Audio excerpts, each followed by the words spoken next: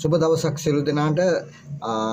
අද මම මේ වීඩියෝ කරන්නේ අපි දන්නවා මේ වෙනකොට රට පුරා ඇති වෙලා තියෙන ගොවි උද්ඝෝෂණය පිළිබඳව.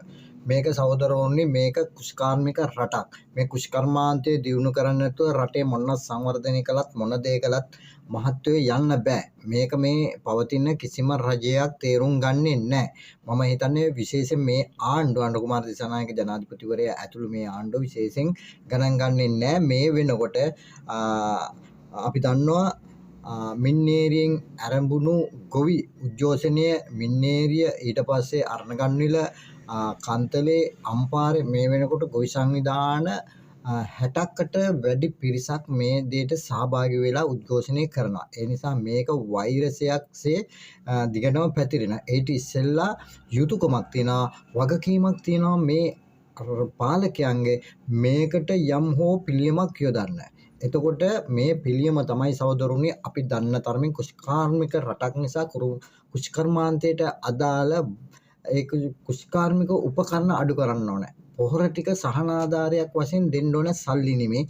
පොහොර සහනාධාරයක් හැටියට පොහොර ටික දීලා මේකේ යම් කිසි ක්‍රමවේදයකට හැඩගස්සන්න ඕනේ. අපි ගත්තොත් විදේශීය රටවල වල කුෂ්කර්මාන්තයේ දියුණු රටවල තමන්ට කුෂිකර්මයට අවශ්‍ය දේවල් නිෂ්පාදනය තමන්ම කරගන්නවා. ඒ කියන්නේ කුෂ්කර්මාන්තයට අපි හිතුවොත් ඔහුගේ ඉඩම සංවර්ධනය කිරීම සඳහා ඔහුට යම්කිසි මැෂිමක් අවශ්‍ය නම් ඔහු ඒක නිර්මාණය කරගන්න. ඒ වගේ කුෂ්කර්මාන්තයේ රටවල වල දියුණු වෙලා තියෙන්නේ. මේ මොනවද දියුණු වෙලා තියෙන්නේ? තියෙන දේ වගා කළා, වික්කා, රත්තරන් බඩු ටික උගස් කරලා මොනවා හරි පොහොර ටිකක් ගත්තා, බීජ ටිකක් ගත්තා. නමුත් අතේ පාඩුවෙන් ඒ භාණ්ඩ ටික නැවත විකුණලා නිසියාකාර ආදායමක් ගන්න බෑ. මේ ටික විකුණනවා, රත්තරන් බඩු බේරන. ඔන්නෝම තමයි ජීවන රටාව ගෙනියන්නේ. මේ පිළිබඳව වගකිය යුතු කිසිම කෙනෙක් බලන්නේ නැහැ. ඒ නිසා සුළුවට සලකන්නත් එපා.